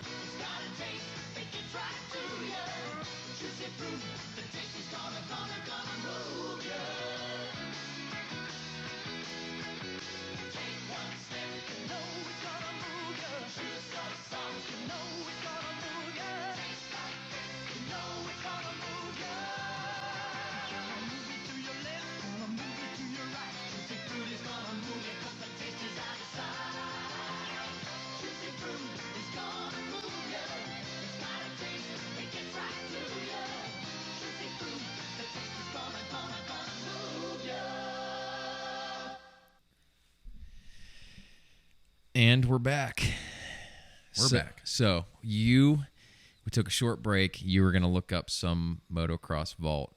I said familiar names that you were racing with back in Steel. You raced Steel City in 02, right? Yep. So let's hear some of these names you're up against. All right. And first place in 2002 in the 250 class, which is the 450 The premier. class now today, the premier class. Right. First place, Ricky Carmichael. Imagine that. The GOAT. The GOAT. Dude, I was on the track at the same time as the GOAT. That's. Hey, I got to ride beside him when he lapped me, too. So I would be so proud of that, dude. Uh-huh. I would be so proud of that, and you should be. That is freaking badass. So that is cool to say. Yeah. I mean, you know, who else could say that, you know, if you're into football, have you ever been out playing a game with Tom Brady? Right. So, okay. Now, back then, Do you remember seeing him on the track? Just when I got my ass lapped. I mean, do you remember it, though? Oh, yeah. Do you? I could tell you exactly where he passed me. No kidding. Yeah. Wow. Right before the 2 uphill doubles, right at Steel City. They're going towards the beginning of the track. There was like a switchback before the uphill doubles. And he just came in screaming, man, hit these ruts just the way the goat is supposed to hit the ruts. Wow. In these corners. And, you know, I didn't have any chance to stay with him, but it was just my jaw was dropping when he was coming by me. That's so what I was going to ask. Like you're in this race too. Keep going. That you're not a spectator. Get back into racing. But I would imagine that a lot of guys that race Supercross and motocross that are professionals that are in the bottom 10, they probably see the leaders come around, and they probably feel a little bit of what I feel when I see these guys. That I'm trying to relate to what they're doing, and I just go, how? Why can't I do this? Right. You know, but they are functioning on a way, way higher level. That blows my mind. So, well, like you said, you see that blue flag, and you think to yourself, okay, I don't want to be the guy responsible for messing up the top leaders. You know, I'm going to get out of the way. But with Carmichael, you know, there was nobody behind him. Carmichael comes by, and then it's like nobody else. 3-minute gap. So some other names. Who else? Second place, Tim Ferry. Mike LaRocco. Wow. That was a long time ago. Yeah. Sean Hamblin. Not a real popular name, but Hamblin, I think somebody on a Suzuki team, I want to say, got hurt, and he was able to take that spot. And he did good for a while. But I don't think he had a very long career in there. But, I mean, he got fourth at that race. I mean, that's great. I honestly don't remember his name. Yeah. And then Nathan Ramsey, John Dowd, wow, Sebastian Tortelli, Nick Way, Blair Morgan, Snowcross. Yeah. He used to do Snowcross. Yeah. Too. Paul Carpenter, Heath Voss, Kyle Lewis, Ezra Lusk. Ezra Lusk had a bad day. He got 40th the first moto and 5th the second moto. Steve Lamson, still into it at that point. No, Ezra Lusk ended up doing the big jumps and all that. He ended up... No, that was his brother. Who was that? I think his name was Shane Lusk. Oh, that's right. Shane Lusk. No, and yeah. I actually think he got paralyzed maybe. Lusk. Yeah. Yeah. But Ezra, he was a factory Kawasaki rider that I could... Yeah, he stuck with it, for the right? longest time. Yeah, I mean, he was... For a while. He was into it for quite a long time. Yeah. Steve Lamson, James Pavoni, Keith Johnson, Damian Plotz, Evan Lothridge, Ryan Clark, Jason Thomas. Still a name you hear today. I think he works for Fly. He was one of those guys, always you heard about him going to college and racing too. Yeah. So then you start getting into the names that aren't quite as familiar unless you're really into it, like Kevin Crine, Keith Johnson. Who else? Oh, Jeff Bowman. I got 29th. Yeah. And now... That's with a 28 and a 28 finish. 28 Moto 1, 28 Moto 2. Ended up 29th. Consistent. And who else was in there? Ty Wallace. Charlie Dunaway, probably he was a local guy that we used to race around here quite a bit. And Justin Brayton was actually in there, and he's still racing Supercross just within the last couple years. So, Robbie Renard, he was in there. And you beat Brayton. And that day I did. Wow.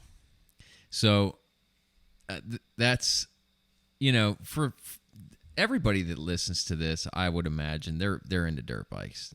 This. Let's face it, we're not YouTube sensations, this channel. But so most of these people can understand what what you had to achieve to get to where you were, but it's still so stinking impressive. Like you said, you were going to college. So now locally, when you were racing locally, how did you fare? Were you the dude to beat? Sometimes, not always though. I mean, we had some fast local riders in motocross. I mean, you had Mike Caton and oh man, there were a couple fast guys. Oh yeah, Vince Carnow. It looked like there's a story behind that. Oh, we got some stories. Yeah. No, I like Vince, but we used to always bump each other on the tracks. Oh.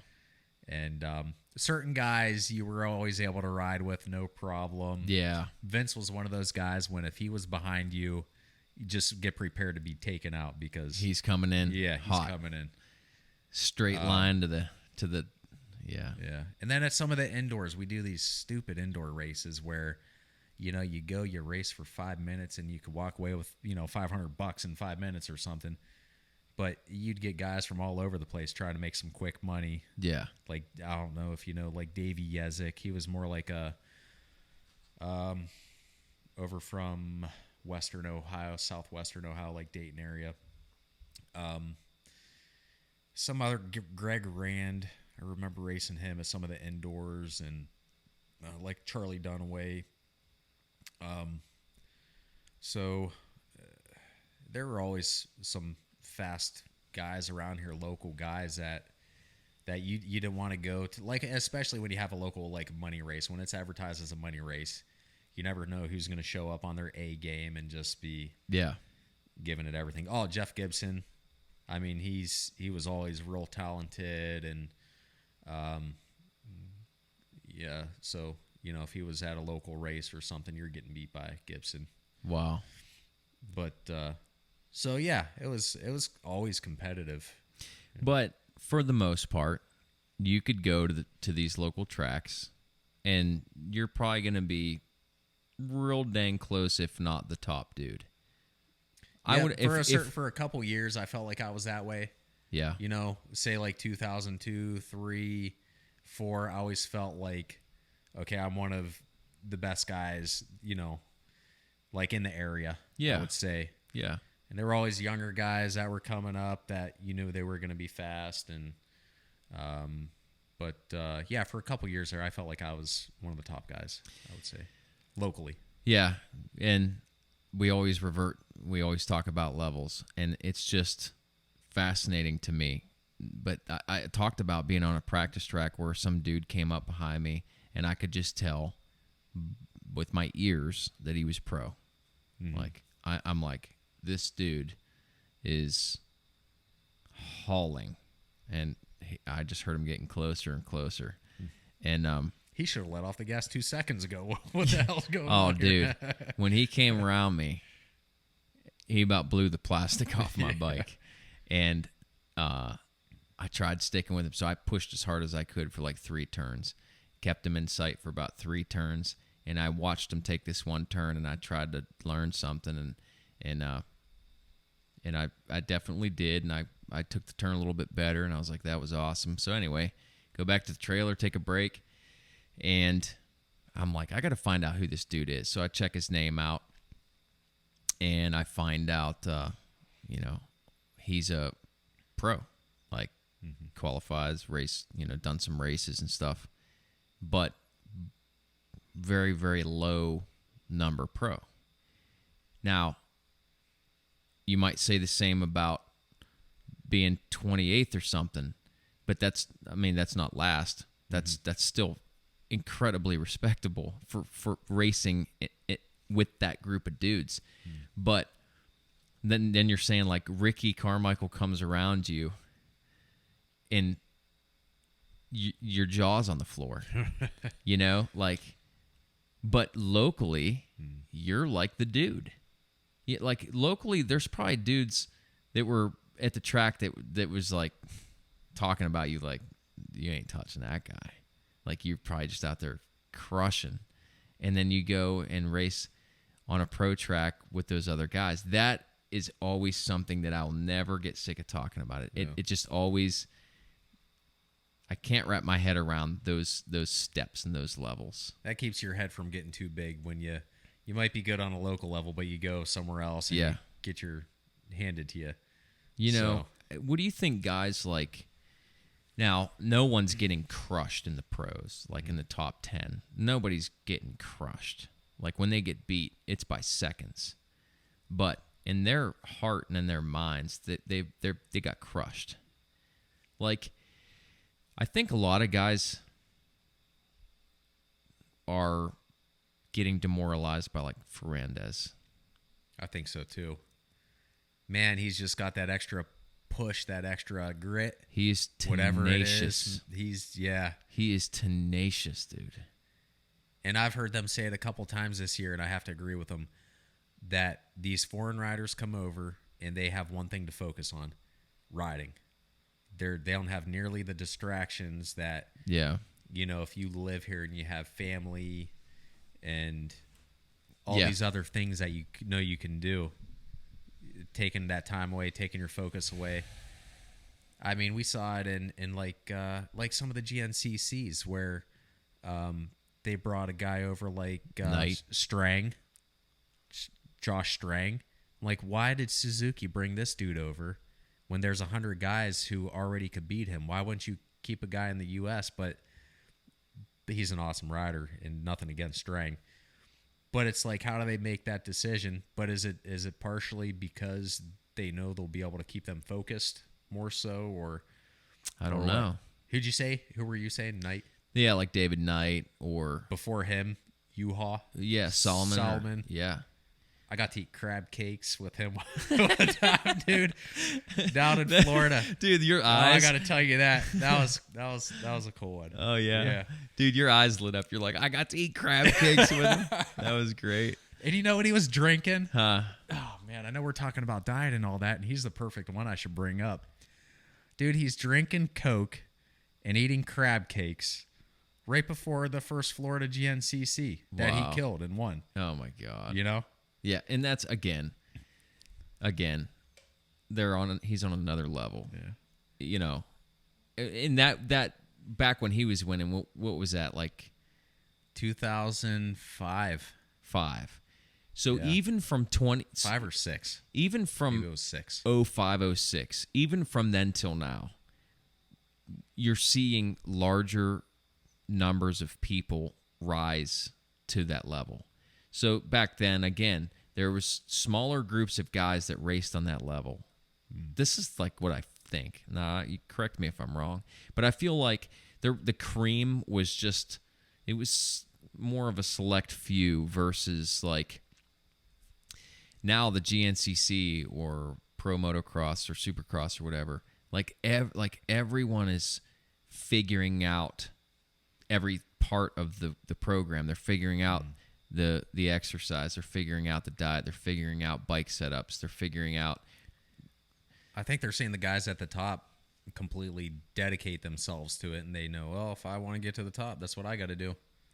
But I mean, like we were just saying, Yuha comes and eats crab cakes and smashes Coke. Coca-Cola? Yeah, Coca-Cola. Yeah. You know what I mean? So, you know how I got to go out to dinner with him? I know the guy who drove the KTM semi. Oh, yeah? When I was down there, I drove to Florida to do the GNCC. I was in my van. I was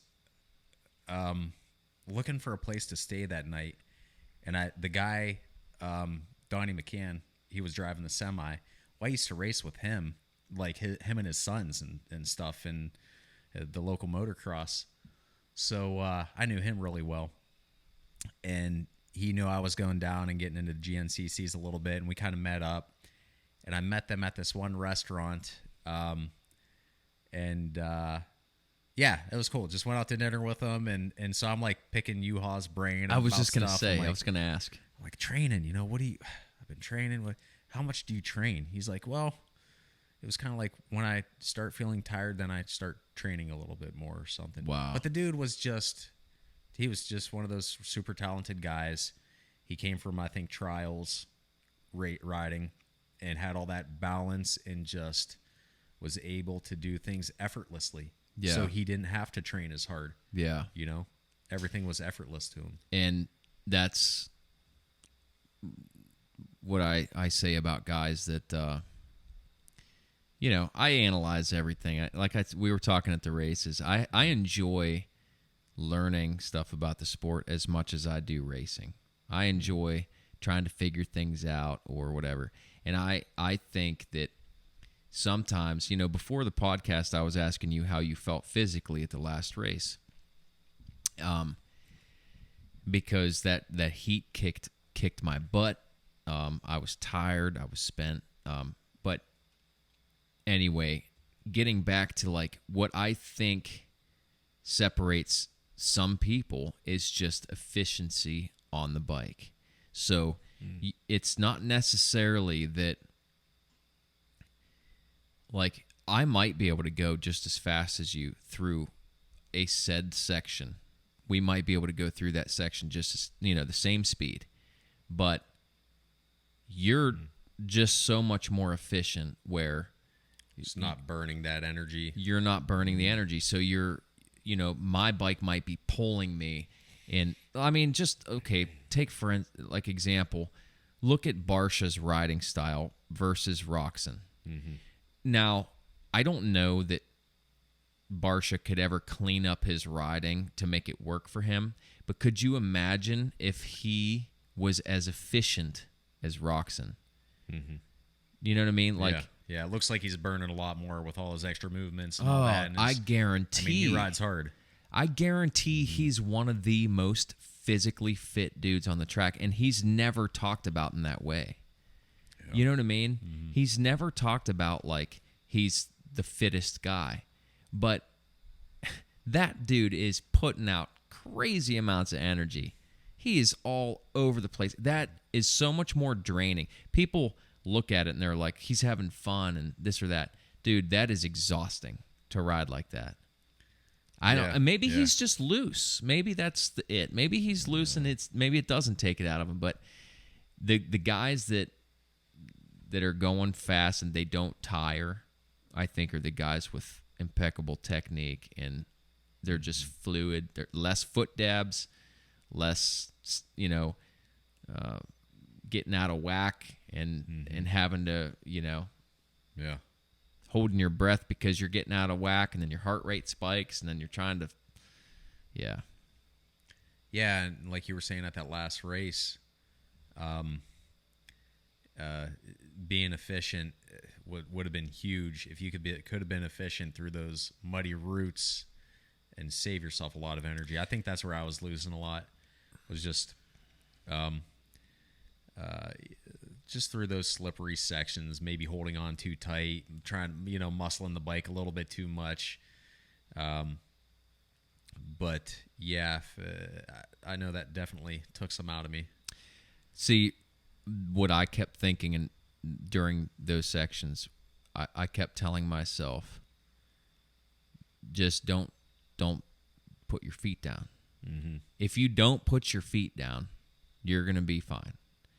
So if that's all I focused on, I wasn't focusing on going as fast as I could possibly go. I was just like, just get through it and keep your feet up and you'll be cool. And that's a track that I think, you know, I didn't do as good as I wanted to do. You know, I did the job. I got the job done, but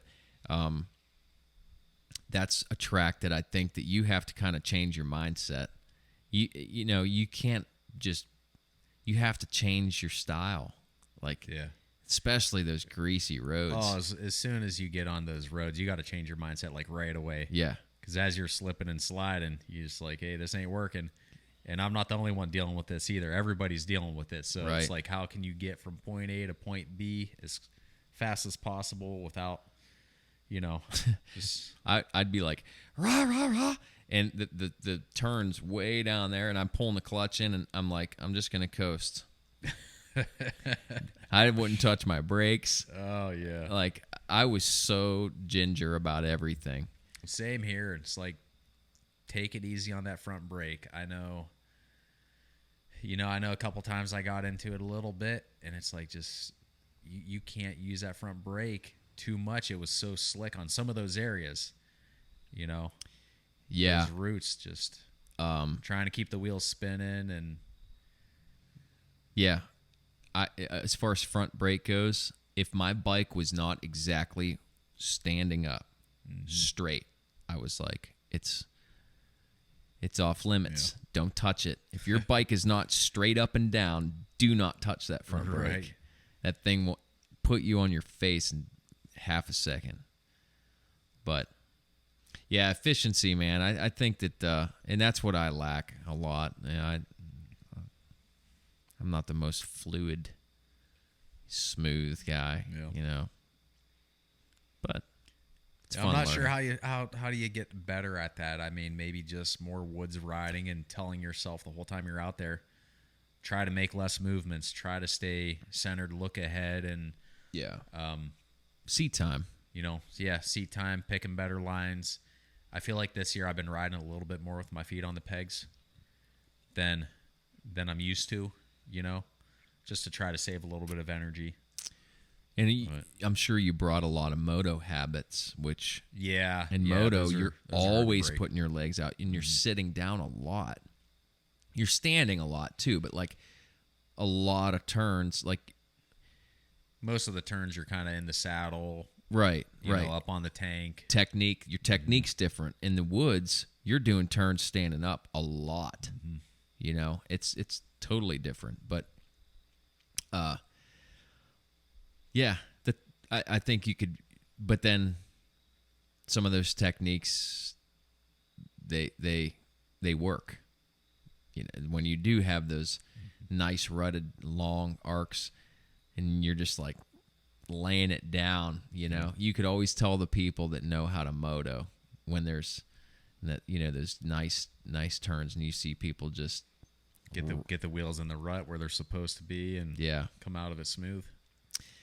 Yeah, we went when you and I went. I was excited about going to OIR when we went because, I was hoping I'd get to see more of ride behind you longer, but it didn't last long. But that was a good day out there, man. The track was nice, good ruts everywhere. It was bumpy. It was great. I mean, it was really good. It was a good day. Yeah. But when we first went out, I don't know if you were looking at me or not, but I felt like I said, I feel like a goon when I moto. I just don't feel like I feel like I do so much stuff wrong, and then I try to get behind people and learn something, and I'm going, well, I'm trying to do what they're doing, but why is my front end doing this, or but I think you looked fine. Just a matter of putting in more laps on a motocross, Yeah, like we said, burning gas, man. Just seat time, putting the time in. And it's tough, I think. It's a little harder for me to learn now than it was when I was younger. Like me, when I was younger, if someone said, you got to go 10 more miles an hour into that turn for that to work, I'd go into it 15 miles an hour. Like back then I never knew nothing about technique. I didn't know anything about anything, but now I'm like, well, that's a little risky. Yeah. Let's just see if I can make it smooth 5 miles an hour faster.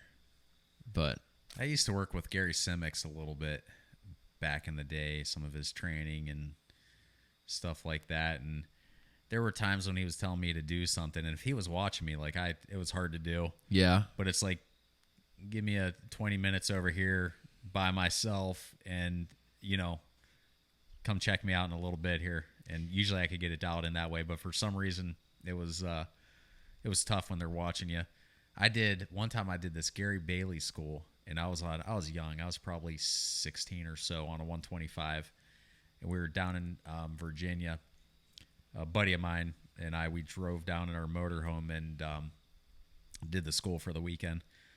And he had a group out there, and he was talking about this corner, and he's known as the guy that has a stick in the corner, and if you're doing something wrong, he's going to slap your hands. You know, you take a finger off the clutch, he's going to slap your hands when you're coming around. And so after he got done, he talked a lot, but he's telling us about this corner and how to do it and what he wants to see. And then he's like, okay, you go ahead and show us. So it was a left-handed corner, and the whole group was around, and he was right there in the corner. Oh. And I think for the first time ever, now I'm not unexperienced at this point. I was 16, I was riding motocross, and I kind of knew what I was doing. But I'm going into a left-handed corner, and like the first thing I did was stick out my right leg. Dude, it made me so nervous. It was wow. I'm like coming in the corner, I'm setting up like this, and the turn goes this way. You're just like a nervous wreck. Oh yeah. Wow. But I came back around. I was like, "Hey, can I get another try at that one?" And they were all laughing at me. So you just feel like, "Oh, I was joking." Obviously, yeah. That is pressure, man. Yeah. That's But just figuring out that right technique, know what you have to do, and then go practice it on your own till you get it right. Yeah. I don't have time for that stuff anymore. I got kids and everything else. It's like show up at the race, throw on your helmet, stretch a little bit, Dude, you see me stretching all day. Yeah. I can't afford. Dude, it's my body just is beat. It's beat up, man. Jumping out of airplanes one too many times. Took some hard falls. Do a little parachuting in the military. Yeah. That's cool. Yeah, that was my gig. That's what I did. Oh yeah. A lot of ruck, a lot of miles, road march and stuff. Just took a pounding, man. And I mean, it just dirt bikes and quads and just everything I did was kind of abusive. Wrestling and as a little kid, wrestling and football and some boxing stuff and whatever. Yeah. Just abusive. Beating yourself up. Yeah. But before we wrap up and before I forget, let's talk about the family business real quick. Let's plug it because part of the focus of this and part of the intention is to get some business owners on here and to help support one another, businesses and racing series and bike shops and the whole bit. So awesome. Yeah, so the family business, it's called Berlin Boat Covers. We've been around since 1957. No, not 1957. 1975. And there's that right leg out. Yeah, that's exactly. My parents started Berlin Boat Covers, but they got into it. My grandma was actually making some covers for like furniture and stuff, and then next thing you know, she was making covers for boats, and my mom learned how to sew from my grandma, and it's just just over the years it just kept building and more business and customers returning, and so now we have a shop out by Berlin Lake and Berlin Center, Ohio. And we're busy all year long making boat covers and bimini tops, all kinds of enclosures. We do flooring on pontoons. Pontoons within the last 10, 12 years or whatever have really kind of blown up.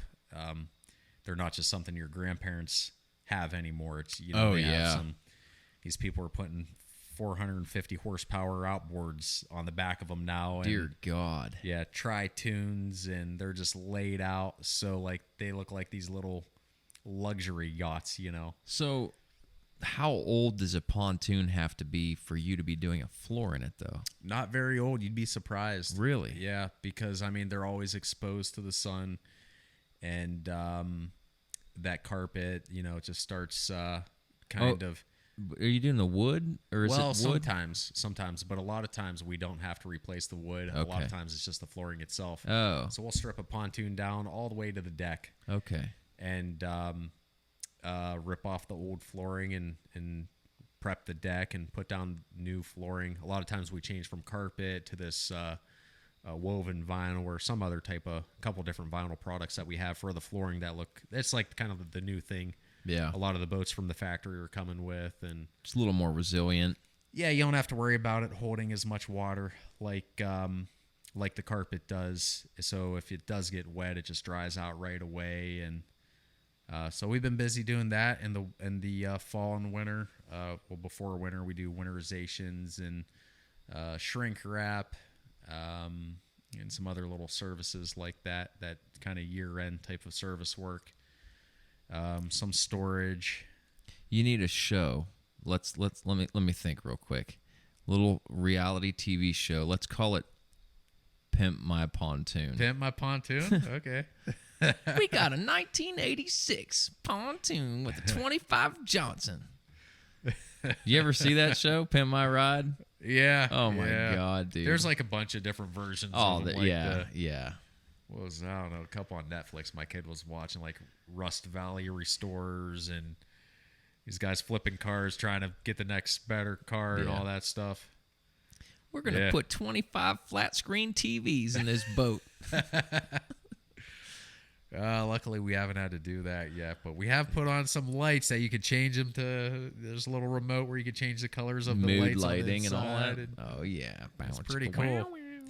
Yeah, you should see all these pontoons when we're at this one lake, and it was like 4th of July, and all these boats were in this bay area. You know, they were going to watch the fireworks, and just all the lights out there. It was just so cool looking. Once you see that, you're like, oh, I gotta get my boat lit up like that too. Yeah. Yeah, you could come up with any little thing like that, and it's like people just everything takes off. Mm-hmm. You know, the like cars, like the underlighting and stereos. We were just down in Myrtle Beach this year with you ever see all those squatted trucks? Yeah, dude. Anything will catch on. It's crazy. Anything. It's ridiculous. It's like, who said this was a good idea to put those little wheels on the truck and this thick? Dude, but I don't know. It's whatever the kids. Are we just old? We're old. We're old, and what it is they just want to do exactly the opposite of what the generation before them did. Yeah. Yeah. And I can respect that. Yeah. I can respect that part. But I don't think your truck is cool. Lifted trucks, fine. Yeah. It's a truck. It's a truck. Like, I never really understood slam trucks. It's a thing. I get it. Not for me. But, again, neither are e-bikes. To each their own, man. Right. You know? But, I think we did good, man. I think we covered everything that we needed to cover. And I was glad we got it done. Like I said, I think I told you 2 or 3 times, like, we're going to get it done. I got to have you back. I didn't delete it because it sucked. I deleted it because I sucked. I freaking screwed up, man.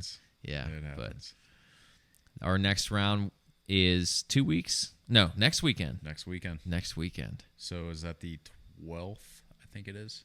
Yeah. I think it's right around then. Ossell Farms down in Mechanicstown. We have 2 rounds left. Team Motozilli is killing it. First year, last minute team. I couldn't be more proud, man. I am. I'm so pumped, man. It's great. It's a great group of guys. Dwayne was on here last, and we were talking about the same thing, saying how, what a good group of dudes. Like, yeah, everybody's so solid. Not just as riders, but as people. They're just great Definitely guys. A good group of guys. Yeah. Everybody, and I mean, the guys at Motozilli always helping with advice and parts or whatever, anything Yamaha related, I mean, that was a big deal for me, having a couple different bikes at the beginning of the year. And, and Jake Logan with his advice and stuff on the setup with the 250 and, all those guys. It's a good team. Jake's another guy he's a real techie guy. And I love that. I like talking, that stuff with him. Good friend of mine, and he's an engineer. Well, not by trade at the moment, but he just graduated with an engineering degree. Real smart dude. And he pays attention. So when it comes to dirt bikes and it comes to, he knows what he's talking about. You know what I mean? Mm-hmm. He does his homework. And he is a machinist, I think, right now too. Yeah. So yeah, he knows about everything precise, and I know that personality. Yeah, that comes along with being a machinist, where things have to be just spot on. That's right. You're talking about plus or minus 1/2000ths. Mm-hmm. A lot of the time, and maybe even sometimes tighter tolerances than that, depending on what he's working on. But yeah, and a great asset for the team, to have knowledge like that and, riding experience or whatever for, shoot, man, you might as well call us all old guys. I mean, the youngest guy on our team's in his 30s, Who is the youngest guy? Maybe Chad. He's 30. Chad? Okay, yeah. I think he's the youngest. Yeah, because Kaiser's older than him. He's 38. JT, he's... Kaiser might be 39. He's 38 or 39. Okay. JT's, I don't know his exact age. Mid-30s. Mid-30s. So, yeah. Yeah, I mean, but doing good. Doing good. We're up there. For some older, seasoned dudes. But, yeah, shout out to Motozilli Yamaha champion / Warren, Ohio. I don't know exactly. But Jim and all those guys out there, fantastic dudes to know and to be friends with. And, we've said it in the last few podcasts, and we'll say it again. If this type of thing interests you, take a walk in there, introduce yourself, talk to the guys if it's some, the team effort type thing, the racing thing. So they're receptive to it, and they're all great people. So absolutely, good to be part of that team. Well, we're gonna wrap it up, man. I think that's a wrap. Until next time. All right, bro. Thanks for having me, Brad. I appreciate it. It was fun.